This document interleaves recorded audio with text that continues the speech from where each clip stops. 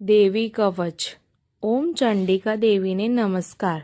માર્કંડેયજીને કહ્યું, હે પિતામહજી, આ સંસારમાં પરમ ગોપનીય અને મનુષ્યોનું બધી રીતે રક્ષણ કરનારું છે, અને જેને તમે અત્યાર સુધી બીજા કોઈ સામે પ્રગટ ન કર્યું હોય એવું કોઈ સાધન મને કહી બતાવો. બ્રહ્માજી બોલ્યા, હે બ્રાહ્મણ, એવું સાધન તો એકમાત્ર દેવીનું કવચ છે, જે ગોપનીય કરતાં પણ પરમ ગોપનીય, પવિત્ર તથા બધા પ્રાણીઓ ઉપર ઉપકાર કરનારું છે. હે મહામુનિ, તે સાંભળો.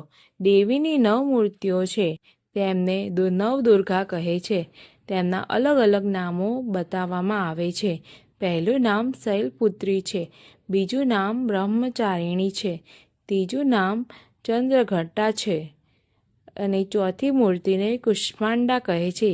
પાંચમી દુર્ગાનું નામ સ્કંદમાતા છે. છઠ્ઠી દુર્ગાનું નામ કાત્યાયની છે. સાતમું સ્વરૂપ કાલરાત્રિ છે. આઠમું સ્વરૂપ મહાગૌરી અને 9મી દુર્ગા એટલે સિદ્ધિદાત્રી. આ બધા નામ વેદ ભગવાન દ્વારા કહેવાયા છે. જ્યારે કોઈ મનુષ્ય અગ્નિથી સળગી રહ્યો હોય, યુદ્ધભૂમિમાં ઘેરાઈ ગયો હોય, સંકટમાં ફસાઈ ગયો હોય, તેનું તથા કોઈ ભયથી ડરી ગયો હોય અને દુર્ગાનું શરણ લીધું હોય, તેનું ક્યારેય કોઈ અમંગળ થતું નથી. યુદ્ધના સમયે મુશ્કેલી હોવા છતાં પણ તેને કોઈ વિપત્તિ ઉદ્ભવતી નથી. તેને શોક, દુઃખ અને ભય પ્રાપ્ત થતા નથી. જેમણે દેવીનું ભક્તિપૂર્વક સ્મરણ કર્યું છે, તેમના અભ્યુદય નક્કી છે. હે દેવી, જેઓ તમારું ચિંતન કરે છે તેમનું તમે ચોક્કસ કલ્યાણ કરો છો, રક્ષણ કરો છો. ચામુંડા દેવી પ્રેત ઉપર આરૂઢ થયેલા હોય છે અને વારાહી પાડા પર સવારી કરે છે. ઐન્દ્રીનું વાહન ઐરાવત હાથી છે. વૈષ્ણવી ગરુડ ઉપર આવે છે. માહેશ્વરી આખલા પર આરૂઢ થયેલા છે. કૌમારીનું વાહન મોર છે. વિષ્ણુપ્રિય લક્ષ્મી કમળ પર વિરાજમાન છે અને તેમના હાથમાં લાલ કમળ છે. આખલા પર આરૂઢ થયેલ દેવી ઈશ્વરી એ શ્વેત વસ્ત્ર ધારણ કરી રાખ્યા છે. બ્રાહ્મી હંસ પર બેઠેલા છે અને બધા જ આભૂષણો ધારણ કર્યા છે. આ બધી દેવીઓ માતાઓ યોગ શક્તિઓથી સંપન્ન છે, જેઓ અનેકવિધ આભૂષણો પહેરવાથી શોભે છે. તેમણે અનેક રત્નો ધારણ કર્યા છે, ક્રોધથી ભરાયેલી છે અને ભક્તોનું રક્ષણ કરવા રથમાં બેઠેલી છે.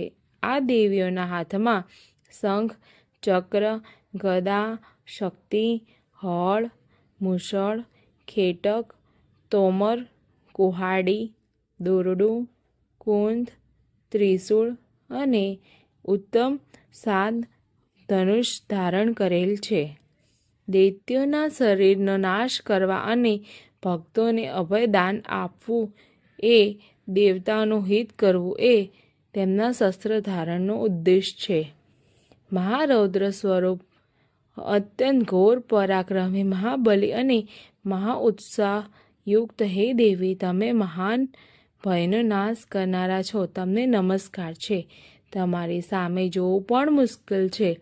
શત્રુઓનો ભય વધારનારા હે જગદંબિકા, મારું રક્ષણ કરો.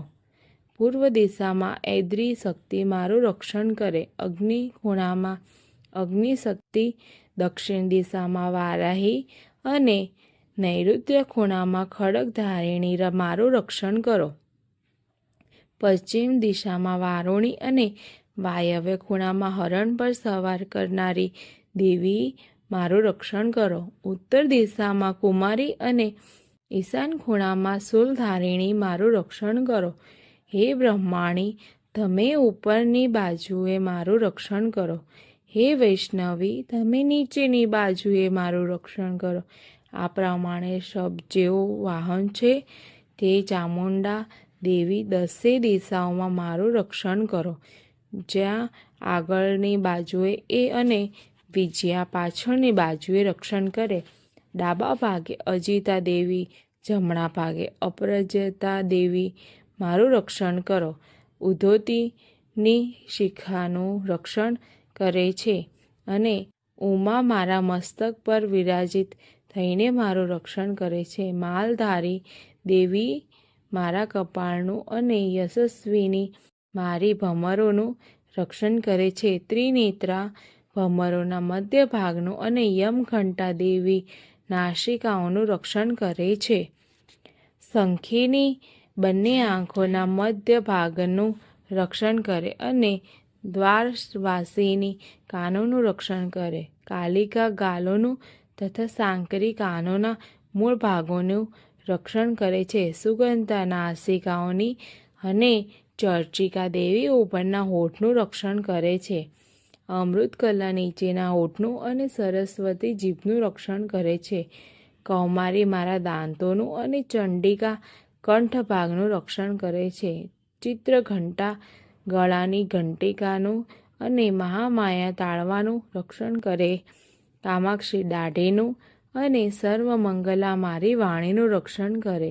નીલગ્રીવી કંઠના બહારના ભાગોનું અને અન્નનલિકાનું કૌબરી દેવી રક્ષણ કરો. ખડીગની બંને ખભાઓનું અને વજ્રધારિણી મારા બંને બાહુઓનું રક્ષણ કરો.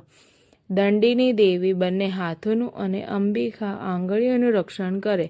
સુલેશ્વરી નખોનું રક્ષણ કરે અને કુલેશ્વરી કુખ પેટનું રક્ષણ કરો.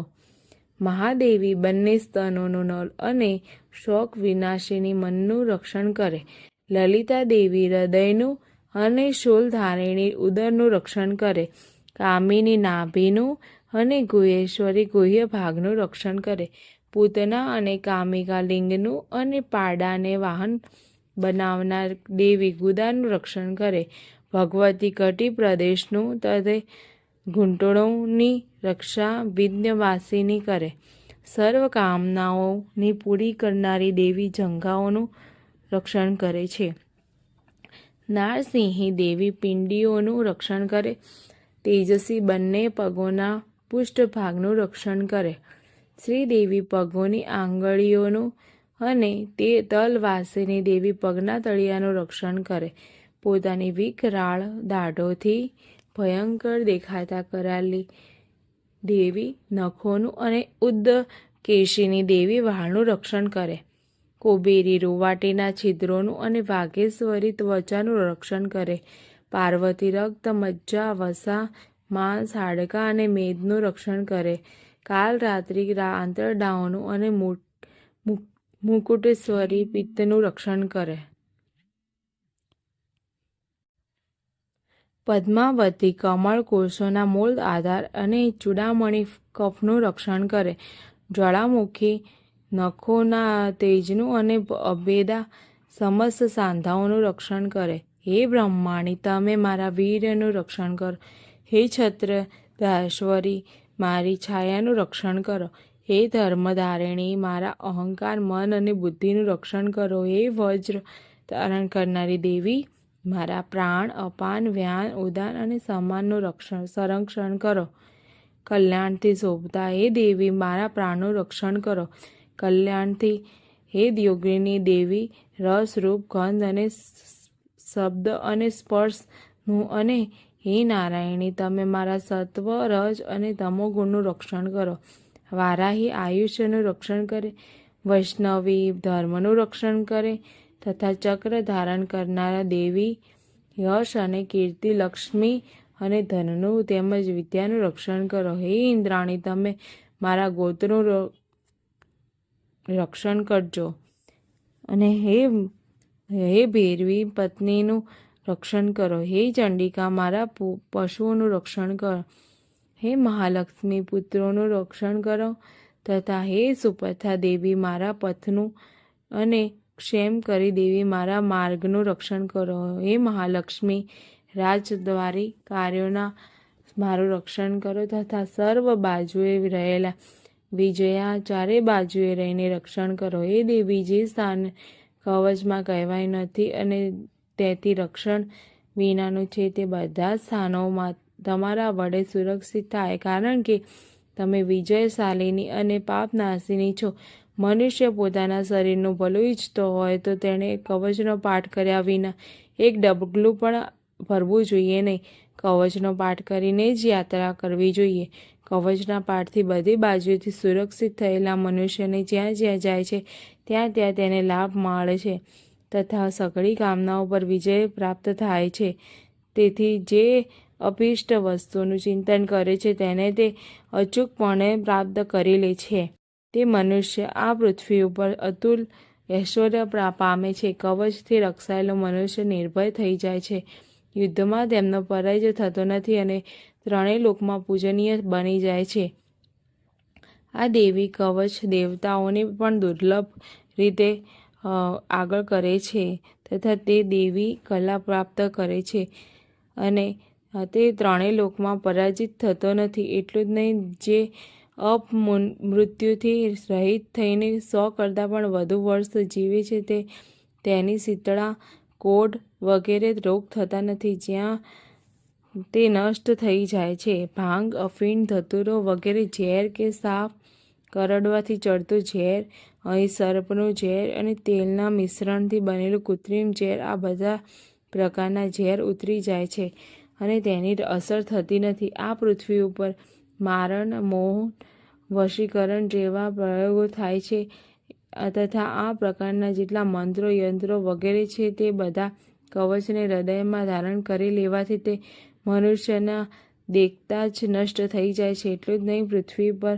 વિચરનારા ગ્રામ દેવતા, આકાશ અને પાણીમાંથી ઉત્પન્ન થતા ઉપદેશ માત્રથી સાધી શકાતા દેવો, પોતાના જન્મથી સાથે જ પ્રગટ થતા દેવતાઓ, કુલ દેવતાઓ, કંઠમાળા જેવા રોગો, ડાકણ, સાકણ, અંતરિક્ષમાં વિચરતી મહાન શક્તિઓ, ગ્રહ, ભૂત, પિશાચ, રાક્ષસો, બ્રહ્મ રાક્ષસ, વેતાળ, ભૈરવ વગેરે અનિષ્ટકારી દેવતાઓ પણ જો હૃદયમાં કવચ ધારણ કર્યું હોય તો તે મનુષ્યમાં દેખતા જ ભાગી જાય છે. કવચ ધારણ કરનારા મનુષ્યની રાજા તરફથી સન્માન અને વૃદ્ધિ થાય છે. કવચમાં મનુષ્યના તેજની વૃદ્ધિ કરનારું અને ઉત્તમ છે. આ કવચનો પાઠ કરનારો મનુષ્ય પોતાની કીર્તિથી શોભા પામીને પૃથ્વી ઉપર પોતાના સુયશ અને સાથે સાથે વૃદ્ધિ પામે છે. જે પહેલાં કવચ કરીને સપ્તર્ષિ ચંડી પાઠ કરે છે તેની જ્યાં સુધી વન પર્વત હોય ત્યાં સુધી તે આનંદથી યુક્ત આ પૃથ્વી પર રહી શકે છે. તેના પુત્રો, પૌત્રો, સંતાન પરંપરા બનેલી રહે છે. પછી દેહાંત થતાં તે મનુષ્ય મહામાયાની કૃપાથી નિત્ય પરમ પદને પામે છે, જે દેવતાઓને પણ દુર્લભ થઈ જાય છે.